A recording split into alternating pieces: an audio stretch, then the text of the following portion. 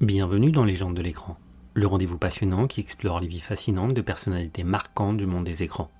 Aujourd'hui, plongeons-nous dans la carrière de Paulette Goddard. Paulette Goddard est née à New York sous le nom de Marion Levy, fille de Joseph Russell Levy et d'Alta May Goddard. Ses parents se séparèrent et divorcèrent en 1926. Selon Goddard, son père les abandonna, mais selon J.R. Levy, c'est Alta qui s'est enfuie avec l'enfant. Pour éviter un conflit de garde, elle et sa mère déménagèrent fréquemment durant son enfance, y compris un séjour au Canada. Goddard ne retrouvera son père qu'à la fin des années 30, après être devenu célèbre. Dans une interview publiée en 1938 dans Collier's, Goddard affirma que Levy n'était pas son père biologique. En réponse, Levy intenta un procès contre sa fille, affirmant que l'interview avait ruiné sa réputation et lui avait coûté son emploi, et réclama une pension alimentaire. Goddard perdit le procès et fut contraint de verser à son père 35 $ par semaine, comme elle le reconnut dans une interview avec Life en décembre 1945. Après la séparation de ses parents, Goddard commença à faire du mannequinat pour Saks Fifth Avenue, Hattie Carnegie et d'autres marques. Le personnage clé de son enfance fut Charles Goddard, propriétaire de l'American Druggist Syndicate. Il a joué un rôle central dans la carrière de Goddard en la présentant au producteur de Broadway, Florence Ziegfeld. En 1926, elle fit ses débuts sur scène en tant que danseuse dans la revue d'été de Ziegfeld, No Fallin', sous le nom de scène de Paulette Goddard.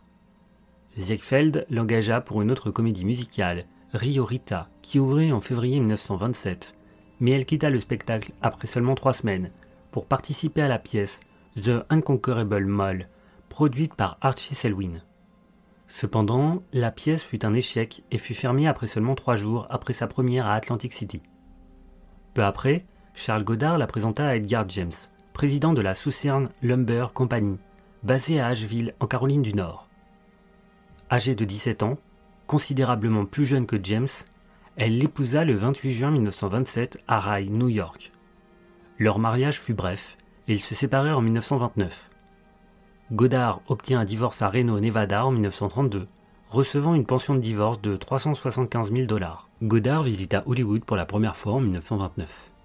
Elle apparut comme figurante non créditée dans 2 films, le court-métrage de Laurel et Hardy, Birthmarks, et le drame de George Fitzmaurice, The Locket d'Or. Après son divorce avec James, Goddard et sa mère visitèrent brièvement l'Europe avant de retourner à Hollywood. À son retour, Goddard signa son premier contrat avec le producteur Samuel Goldwyn pour apparaître en tant que Goldwyn Girl dans Whoop. Elle a apparu également dans City Street, Lady of the Big House et The Girl Habit pour Paramount, Palmy Days pour Goldwyn et The Moon's Piece pour Warner's. Cependant, les relations entre Goddard et Goldwyn se détériorent et elle commença également à travailler pour Hal Roach Studios en 1932, apparaissant dans une série de rôles secondaires non crédités durant les 4 années suivantes. En 1932, l'année où elle signa avec Hal Roach, Paulette Goddard débuta une relation amoureuse avec Charlie Chaplin, une liaison qui attira beaucoup l'attention de la presse. Chaplin la dirigea vers l'enseignante de théâtre Nellie Dixon au Hollywood Community Theatre, afin de, selon les propres mots de Dixon, peaufiner son jeu. Ce fut un tournant décisif dans la carrière de Goddard lorsque Chaplin la choisit pour être sa partenaire principale dans son prochain succès commercial, Les Temps modernes. Son rôle de The Gamin, une orpheline qui fuit les autorités et devient la compagne du vagabond, fut sa première apparition au cinéma crédité, et elle reçut principalement des critiques positives. Frank S. Nugent du New York Times la décrivant comme la bénéficiaire méritante du soutien du grand Charlot. Suite au succès de Les Temps modernes, Chaplin envisagea d'autres projets avec Goddard en tête comme partenaire. Cependant, Chaplin avançait lentement dans ses projets et Goddard craignait que le public ne l'oublie si elle ne continuait pas à apparaître régulièrement au cinéma. Elle signa un contrat avec David O. Selznick et joua aux côtés de Janet Gaynor dans la comédie The Young in Heart.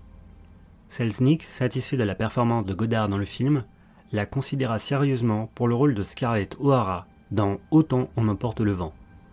Les premiers essais de caméra convainquirent Selznick et le réalisateur George Cukor que Goddard nécessiterait un entraînement pour être efficace dans le rôle, bien qu'elle montrât le plus de potentiel. En décembre 1938, Selznick réduisit les choix à Goddard et Vivien Leigh, qui obtient finalement le rôle, après que les deux aient réalisé les seuls essais en Technicolor pour ce personnage. Plusieurs facteurs expliquèrent la défaite de Godard, notamment Russell Bardwell, responsable du département de publicité de Selznick, avait de fortes réserves sur Godard, écrivant « En résumé, je pense qu'elle est de la dynamite qui pourrait exploser en plein visage s'il obtient le rôle ». Le biographe de Chaplin, Joss Milton, mentionna que Selznick s'inquiétait également des questions légales en signant Godard pour un contrat qui pourrait entrer en conflit avec ses contrats préexistants avec le studio de Chaplin. Durant cette période, Selznick prêta Godard à MGM pour 2 films, Dramatic School et le film entièrement féminin The Woman. Le premier, avec Louise Rainer, reçut des critiques mitigées et ne parvint pas à attirer un large public. En revanche, The Woman, dirigé par Cukor après son éviction de Autant en emporte le vent, fut l'un des films les plus réussis de l'année. Concernant son rôle de Miriam Arons, la critique de cinéma Pauline Kael écrivit plus tard que Godard était remarquable, amusante. En 1939, Paulette Goddard signa un contrat avec Paramount et fut rapidement associée au comédien Bob Hope pour le film comique d'horreur The Cat and the Canary. Ce film marqua un tournant dans leurs carrières respectives et ils furent de nouveau réunis pour The Ghostbreaker et Nothing But the Truth, où Willie Best était également présent. Elle participa aussi à la comédie musicale Second Chorus aux côtés de Fred Astaire, Artie Shaw et de son futur époux Burgess Meredith. Astaire qualifia plus tard le film de pire film que j'ai jamais fait, tandis que Shaw admit que ce film le poussa à reconsidérer sa carrière d'acteur. En septembre 1939, Chaplin débuta également la production de son prochain film Le Dictateur, où Godard joua de nouveau à ses côtés, dans le rôle de Hannah. Ce film, sorti l'année suivante, fut acclamé par la critique et le public. Cependant, ce fut également son dernier film avec Chaplin, leur mariage se dégradant rapidement par la suite. En 1940, Godard participa au film western de Cecil B. 2000 Northwest Mounted Police aux côtés de Gary Cooper et Madeleine Carroll. Ce film, son premier rôle dramatique pour Paramount, fut l'un des 10 films les plus rentables de l'année. Elle joua aussi dans une autre comédie musicale, Pot Hot Gold avec James Stewart, sorti l'année suivante. Son autre film en 1941, le drame romantique All Back the Dawn, avec Charles Boyer et Olivia de Havilland, reçut des critiques favorables. En 1942, Godard fit une de ses apparitions les plus mémorables dans la comédie musicale Star Spangled Rhythm, où elle chanta à Swisher a Sarung and the Peekaboo Bang avec Dorothy Lamour et Veronica Lake. Le studio commença également à la réunir avec Ray Milland. Leur première collaboration, The Lady Has Planned, fut sévèrement critiquée et ne rencontra qu'un succès modeste au box-office. Néanmoins, elle retrouvera rapidement Milland et 2000 pour le film d'aventure Reb the Wild Wind, où elle joua un rôle type Scarlett O'Hara. Ce film devient le plus rentable de l'année pour le studio. Leur troisième film ensemble, The Crystal Ball, fut acheté par United Artists, un studio confondé par Chaplin et sorti l'année suivante avec un accueil tiède au box-office. La même année, Godard fut la vedette de So Proudly We Hail avec Claudette Colbert et Veronica Lake.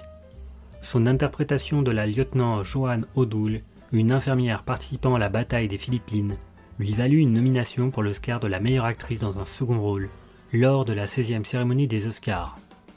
Elle retrouva son partenaire de ce film, Sonny Tuft, dans I Love a Soldier l'année suivante, avec des résultats moins remarquables. En mai 1944, Godard renégocia son contrat avec Paramount pour réaliser 2 films par an sur une période de 7 ans. Le premier film dans le cadre de cet accord, le drame historique Kitty, la réunit de nouveau avec Milland. Le film nécessita que Godard apprenne un accent cockney, pour lequel elle fut coachée par Connie Lupino, la mère de l'actrice Ida Lupino. Ce film, sorti l'année suivante, devient son plus grand succès pour le studio. Elle fit également une apparition en tant qu'elle-même dans la comédie Ensemble Duffy's Tavern, inspirée de l'émission de radio populaire. À l'instar de Star Spangled Rhythm, ce film comportait plusieurs acteurs sous contrat avec Paramount, dans des caméos en tant qu'eux-mêmes. En 1946, elle joua dans The Diary of the Chambermaid avec son mari Burgess Meredith. Le couple produisit également le film pour United Artists. En 1947, elle apparut dans 2 échecs commerciaux, l'épopée historique Unconquered Dead, qu'il a réuni avec Cooper et 2000, et la comédie Un Ideal Husband, réalisé en Grande-Bretagne pour Alexander Korda. Bien que Unconquered Dead ait été l'un des films les plus rentables de l'année, son budget élevé, aggravé par des dépassements de calendrier, le rendu déficitaire pour Paramount. Le scénario fut également critiqué, bien que Godard et Cooper reçurent des critiques positives pour leur performance. Pendant la production, Godard et DeMille se disputèrent sur le plateau à propos du refus de Godard de réaliser une cascade dangereuse. Un idéal Ousben souffrit de problèmes en coulisses, incluant une grève de l'équipe en raison du choix par Godard de son coiffeur suédois personnel plutôt qu'un coiffeur anglais.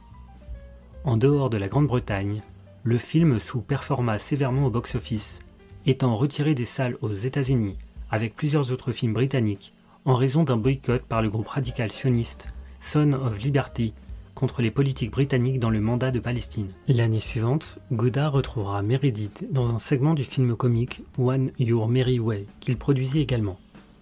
Godard fut associé à MacDonald Carey dans 2 films pour Paramount, Hazard et Breed of Vengeance, et prêté à Columbia pour le film noir Anna Lucasta.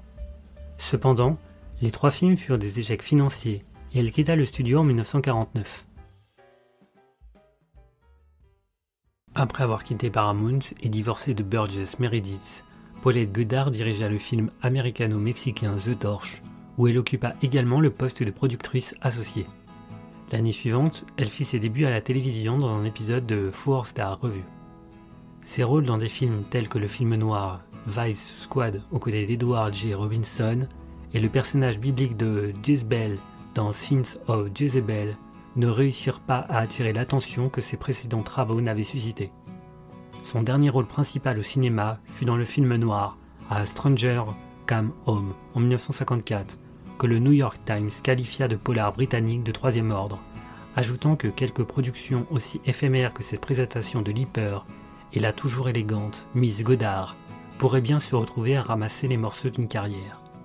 La même année, Goddard fit une apparition en tant que Lady Beryl dans le 2e épisode de Sherlock Holmes, avec Ronald Howard, fils de Leslie Howard, dans le rôle de Holmes. Elle continua à se produire dans des pièces de théâtre estivales et à la télévision, faisant des apparitions dans des épisodes de Adventure in Paradise, The Harold Flynn Theatre, The Joseph Cotten Show et The Ford Television Theatre. En 1958, Goddard se remaria pour la dernière fois avec l'écrivain Heinrich Maria Remarque, qui avait 12 ans de plus qu'elle. Grâce à des investissements judicieux, elle se retire en grande partie de la scène et s'installe avec lui à Ronco sopra Ascona, en Suisse, où elle résida avec lui dans sa villa Casa Monte Tabor. Malgré tout, elle continua à faire des apparitions occasionnelles, comme dans le pilote de télévision non vendu, The Phantom, un rôle secondaire dans le film italien Time of Indifference, et un petit rôle dans le pilote de The Snoop Sister. Remarque décéda le 25 septembre 1970 à Locarno, des suites d'une insuffisance cardiaque. En plus de sa propre richesse, Goddard hérita d'une grande partie de la fortune de Remarque et de plusieurs propriétés importantes à travers l'Europe, y compris une collection d'art contemporain qui s'ajouta à sa propre collection établie depuis longtemps. Pendant cette période, son talent pour accumuler des richesses devient un sujet de conversation parmi l'élite hollywoodienne d'autrefois.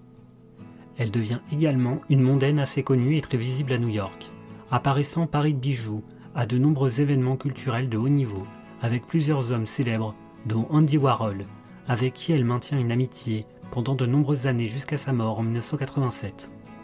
En 1975, Goddard subit un traitement invasif pour un cancer du sein, qui, d'après toutes les sources, fut un succès. Le 23 avril 1990, à l'âge de 79 ans, Paulette Goddard décéda chez elle, en Suisse, des suites d'une insuffisance cardiaque.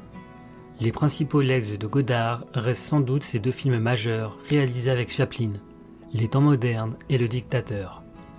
Un autre aspect significatif de son héritage est sa généreuse donation de 20 millions de dollars à l'Université de New York, destinée à financer une institution dédiée aux études européennes, en hommage à Remarque. Ce don reflétait également sa reconnaissance envers John Bradmas, homme politique né dans l'Indiana et ancien président de la NYU, avec qui elle entretenait une amitié.